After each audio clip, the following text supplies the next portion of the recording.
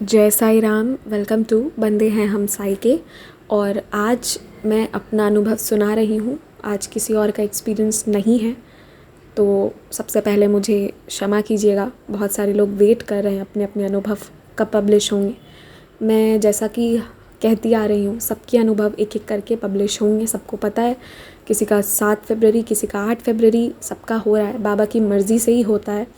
जो मुझे मन करता है वो बाबा कभी होने देते हैं, कभी नहीं होने देते। There is a reason behind it and ये कंटिन्यूड होता जा रहा है। इवन अभी मैं किसी और का करने वाली थी, पर वो एक्सपीरियंस खुल के ही ना दे। एंड लास्टली मैंने सोचा चलो आज मैं अपना ही बताती हूँ।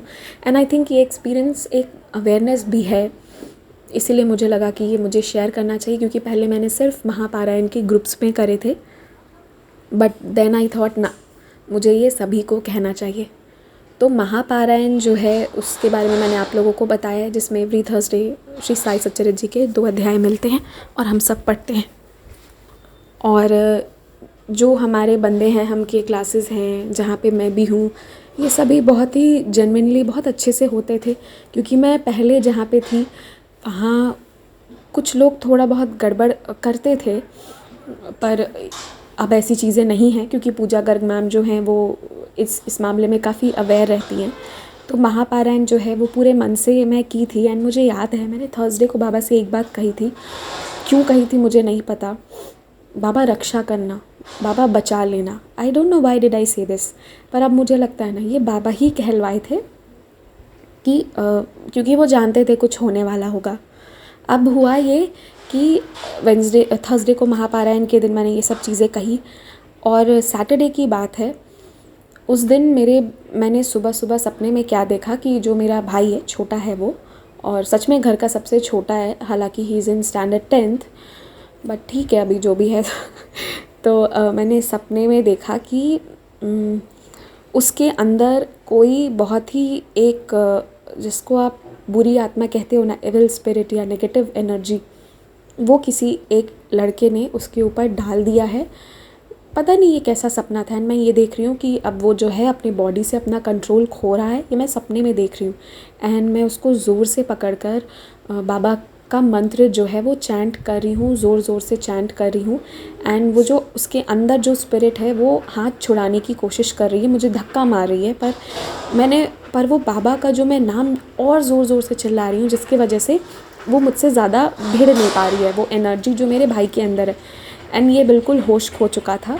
एंड देन मैंने ये देखा कि काफ़ी देर चैंट करने के बाद वो जो एनर्जी है वो थोड़ी शांत हो जाती है। और मैं अपने भाई के ऊपर बहुत सारा ऊदी जो है वो लाकर उस पर कहिए कि जिसे कहते हैं ना छिड़कना, ऊदी स्प्रे करना, वो मैं करना शुरू कर दी हूँ। ये मैं सपने में देखी। मुझे कुछ समझ नहीं आया सुबह कि ये सब मैंने क्या देखा है। और भी कुछ कुछ चीज़ें मैंने देखी थी इसी ऑर्डर में, पर जो एक्सपीरियंस का है मैं बस वो बता रही हूँ। तो मैंने कहा कि ये कैसा सपना था। एंड मैंने बाबा से कहा सुबह उठ के कि बाबा अगर कुछ गड़बड़ होने वाला होगा तो आप संभाल लेना। मुझे नहीं पता कि ये क्या चल रहा है और डर लग रहा है थोड़ा, पर आप हो इसलिए डरने की ज़रूरत नहीं है, ये मुझे पता है। पर कुछ तो है मन में, बैठा हुआ है मेरे मन में कोई डर। आप संभाल लो बाबा, ये मैं कह दी और मेरा काम ख़त्म। इसके बाद पर सपने में फिर मैंने बाबा की ऊदी उस पर डाली थी ना, ये सब तो मुझे ये ध्यान में था कि जब वो शाम में अपने ट्यूशन क्लासेस के लिए जाए तो मैं उसको ऊदी लगा कर भेजूँ। ठीक है, ये मेरे मन में था। एंड क्योंकि वो मैंने आपको बोला ना वो घर का छोटा सा है, तो ही इज़ द छोटा बेबी ऑफ द हाउस। तो वो जब शाम में जाता है तो मैं और मेरे भाई हम दोनों सेम ही ओला कैब का जो एप्लीकेशन है, अब मैं इसके बाद इस कंपनी का नाम नहीं लेने वाली हूँ, आगे आप लोग समझ लीजिएगा कि इसी का बात कर रही हूँ। तो ये जो एप्लीकेशन है इसका मैंने भी इससे लॉगिन किया हुआ है। हम दोनों एक ही नंबर से लॉगिन किए हुए हैं। तो मैं इसका कैब बुक की, ओला बाइक मैंने बुक किया क्योंकि बहुत दूर नहीं था। और इसका जो जहाँ ये क्लासेस के लिए जाता है ना, इसका बड़ा सॉर्टेड और सही जगह पर है। हमारे तो ऐसे नहीं होते थे, हम तो सिर्फ भीड़ भीड़ में जाते थे। इसका कैसे है, पहले मार्केट है, फिर उसके बाद एक बहुत सुंदर शिव जी, दुर्गा माँ, पार्वती माँ सबका मंदिर है, बहुत ही सुंदर। वहाँ बहुत सुंदर कीर्तन होते रहता है। एंड फिर आप उसी स्ट्रीट को फॉलो करोगे तो आगे एक छोटा सा फार्म एरिया है और वहाँ से आप आगे बढ़ोगे तो वहाँ गौशाला जिसको बोलते हैं ना, काऊ का शेड है, वो एरिया आता है। एंड उसके बाद जो है इसका क्लासेस का एरिया है, और उधर ही आगे जो है रिवर स्ट्रीम भी है, वहाँ पर नदी है, नदी नहर कुछ ऐसे कहते हैं, पता नहीं, तो वो है आगे जाके। तो मुझे काफ़ी मज़ा आता है, और वो हमारे घर से, ये हमारा दूसरा एरिया है, that is the different area. तो उसका मैंने ओला बाइक बुक किया। तो जो मैंने कहा ना कि हमें रिवर स्ट्रीम वाले एरिया पे जाना है, तो कई बार जो ओला कैब वाले लोग आते हैं, ओला वाले, उनको वो वाला एरिया ठीक से पता नहीं होता है, तो उनको लगता है कि ये काफ़ी दूर का जगह है। तो सबसे पहले वो ये पूछते हैं कि ये पटना में है या कहीं और है। सो आई कीप ऑन सेइंग वो पटना में ही है, कहीं और नहीं है, आप आ जाएं, ऐसा मैं कहती हूँ हमेशा। तो ये जो एरिया है, तो इसके बारे में सुन के कई लोगों को ये मिसकॉन्सेप्शन हो जाता है कि इसमें पैसे तो ज़्यादा ये पे करेंगे, ज़्यादा डिस्टेंस है। ठीक है, ये चीज़ें मैं आपको इसलिए बता रही हूँ कि आप अभी कोरिलेट करना। तो मैंने पहला जो बाइक बुक किया वो हो गया कैंसिल। ऐसे मैं 1-2 बाइक बुक करते गई और वो कैंसिल करते गए। एंड मुझे लगा कि आज कैंसिल क्यों हो रहा है राइड। एक होता है ना, फ़ोन में बात किया, फिर मन नहीं है जाने का तो कैंसिल कर दिए, वो सब चीज़ें नहीं, अपने आप कैंसिल हो रहा है। तो मुझे लगा कि ये क्या हो रहा है। फिर जो मैंने जिसको बुक किया, जिसने एक्सेप्ट किया राइड को फाइनली, वो इंसान जो है उसने मुझसे बात की, और बातें करते करते कहने लगा कि मैम आज सारे राइड्स कैंसिल हो रहे हैं, आप मुझे OTP बता दीजिए ताकि मैं जो हूँ आप इससे लॉगिन करके आपके पास आ सकूँ, वरना राइड कैंसिल हो जा रहे हैं आज। तो मैं भी इस चीज़ में अग्री की कि हाँ ये तो हो रहा है। तो मैंने उनको OTP बता दिया, एंड ही न्यू, उनको पता था कि ये कार्ड से पे करेगी, क्योंकि उन्होंने शायद पूछ लिया था मुझे। एंड मैं भी हमेशा कार्ड से ही हम पे करते थे, बट अभी 2-3 बार से कैश पेमेंट किया हुआ था, क्योंकि इसका जो कोचिंग क्लासेस के लिए जहाँ पे जाता है ना, वो वहाँ का बिल जो है वो 12, 13, 15 या 17 रुपए का होता है, 200, 300, 400 का नहीं होता है। तो क्या ही हम कार्ड से पे करें, 13 रुपीज़, वो कैश ही पे करते हैं। तो इसका जो मैंने किया, तो उसने कहा ठीक है मैम मैं आ रहा हूँ। फिर 5 मिनट हो गए, वो नहीं आया, वो उसी लोकेशन पर शो कर रहा है जहाँ वो था। तो मैंने दूसरे नंबर से, अपने वाले 62 वाले नंबर से कॉल किया। तो वो कहते हैं, तो वो बोले कि हाँ हेलो बोलिए। मैंने कहा अभी तक आए नहीं। तो वो कहता है कौन बोल रहे हो आप। मैंने कहा अभी तो बुक किया था, आपने कहा कि आप आ रहे हो, OTP लिया था। तो उन्होंने कहा अच्छा अच्छा मैडम जी आप कह रहे हो, मैं आ रहा हूँ, उन्होंने ये चीज़ कही। तो मैंने कहा ठीक है आ जाइए जल्दी। जैसे ही मैंने फ़ोन रखा, उसने मेरा राइड जो है वहाँ पे अपने एप्लीकेशन से उसने टिक कर दिया कि मैंने इनको लोकेशन पर ड्रॉप कर दिया है। और ये करने का इनको पूरा पूरा हक भी था, क्योंकि भाई OTP हमने उनको दे रखी थी। ये मेरी सबसे बड़ी गलती थी। एंड यकीन मानिए आज तक कई बार क्रेडिट कार्ड के लिए फ्रॉड्स वाले लोग आए हैं। मम्मा के ऑफ़िस वाले भी, मम्मा को मतलब ऑफिशियल इनके ऑफ़िस के जितने लोग हैं सबके पास एक बार इनके ATM का OTP पूछने के लिए सबका फ़ोन आया था। तो तब मैंने मम्मा को रोका था। मैं हमेशा इस चीज़ को अवेयर रहती हूँ। पर आज क्या हो गया था, मेरा दिमाग कैसे ये हो गया, क्योंकि राइड्स मेरे भी कैंसिल हो रहे थे और उसने भी वही लॉजिक दिया कि आज कैंसिल हो रहा है। तो पता नहीं, मुझे समझ में नहीं आया क्या हुआ। तो मैंने OTP बता दिया था, क्योंकि मैं बहुत परेशान हो गई थी, क्योंकि मेरा मन नहीं था कि मैं अभी चलूँ और फिर पूरा चल के वहाँ तक अभी जाऊँ, और गर्मी भी हो रही थी। तो फिर मैंने बाइक बुक कर दिया था। सो इसके बाद मैं एकदम से शॉक्ड कि ये क्या कर दिया इसने। एंड मेरे पास आ गया मेरा बिल कि आपका बिल जो है वो इतने का है। बिल तो 13 रुपीज़ का था, जो बहुत कोई बड़ा अमाउंट नहीं है। लेकिन आपको पता है जब कोई चीटिंग करता है ना, तो उसे 1 रुपये के 50 पैसे भी देने का मन नहीं करता है। और इसने तो मेरे साथ चीटिंग की थी। तो मैं बहुत दुखी हो गई। मैंने कहा बाबा ये कैसे हो गया, मुझे बुरा लग रहा है बाबा, मुझे इसको दान भी नहीं करना है, मैं नहीं कर रही, आप जानो। ये मुझे बहुत दुख होने लगा, बहुत ज़्यादा। और लेकिन मैं अपने आप को यही कह रही थी कि चलो बाबा की मर्ज़ी हुई। वो समझाना चाह रहे थे कि तू ऐसा मत कर, OTP शेयर मत कर। तो मैं यही चीज़ अपने मन में लेकर चलने लगी। फिर उसी वक्त 2 मिनट के अंदर मेरा ध्यान गया कि मैंने राइड क्या किया है। मैंने राइड का पेमेंट का मोड जो है वो कैश कर दिया था, वो कार्ड तो था ही नहीं। यानी कि उसने दिखाया कि उसने हमें पिक किया है, उसने हमें ड्रॉप किया है और उसको कैश में पेमेंट हो गया, और वो तो सच में हुआ नहीं था।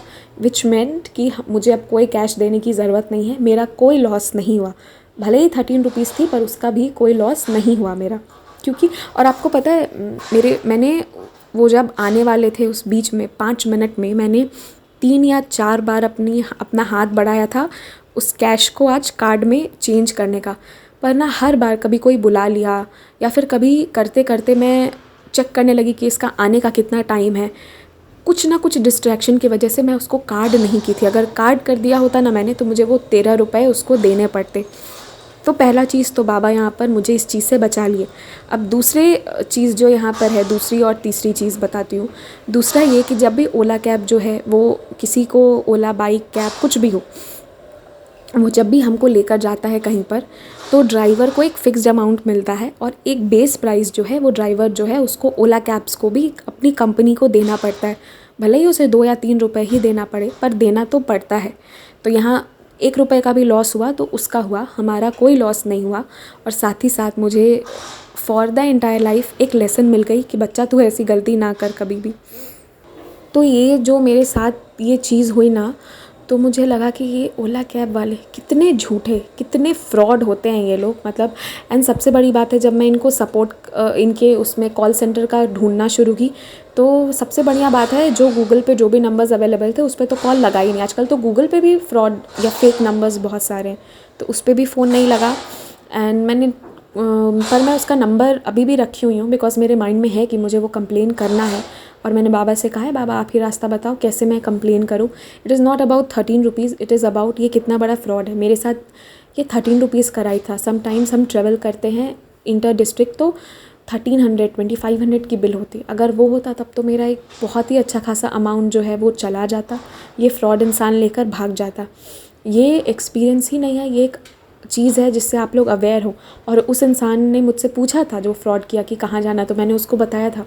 उसको लगा कि इसका जो बिल है वो कहीं ना कहीं 100 रुपीज़ के आसपास का होगा, तो उसमें से 50-60 रुपीज़ जो है वो मैं कमा लूँगा। And just for 50 to 60 rupees उसने ये चीज़ करी थी, पर लॉस उसी का हो गया। इसीलिए कहते हैं कि बाबा के बच्चों के साथ कभी भी ऐसा किसी के साथ नहीं करना चाहिए। And specially never mess up with babas children, नहीं तो ये भुगतना पड़ेगा। अभी 1 रुपये का भी लॉस हुआ तो वो उसका हुआ, मेरा नहीं हुआ। पर ये चीज़ मुझे हमेशा याद रहेगी। और इससे एक और चीज़ जो है वो मुझे हमेशा के लिए अब एक लेसन मिल गया है, और वो ये है ना कि अक्सर जो हैं जब मेरे घर पे मेरे पापा या कोई भी ट्रैवल करने वाला होता है, तो हमें कई बार मॉर्निंग के राइड्स चाहिए होते हैं, जैसे 5:30 बजे सुबह, 5 बजे सुबह, कहीं पे भी एयरपोर्ट हो, स्टेशन हो, कहीं भी ड्रॉप करने के लिए चाहिए होता है, क्योंकि बहुत ट्रैवल करते हैं एट टाइम्स। तो उसी की बात है कि कई बार ना ये लोग विंटर्स में बुक करते थे 5:30 या 6 बजे सुबह का, तो कैब वाला जो है वो कहता था हम 7 बजे के पहले नहीं आने वाले। भाई तुम छुड़वा दोगे हमारे फ़्लाइट्स या जो भी चीज़ से ट्रेवल करे कभी स्टेशन, तो छुड़वा दोगे तुम हमारे ट्रेन्स। पर हम क्या बोले, हमें इस प्रॉब्लम का सल्यूशन मिल नहीं पा रहा था, क्योंकि हर बार लगता था कि कैसे हो कि ये लोग राइड कंफर्म कर ले, क्योंकि सुबह सुबह कोई आना नहीं चाहता था विंटर्स में। तो ना मैं भी उसका पूरा फ़ायदा उठाती थी। मैं कहती थी घर पे कि भाई आप लोग जितने भी मेल मेंबर्स हो आप लोग मत बात करो, मुझे बात करने दो।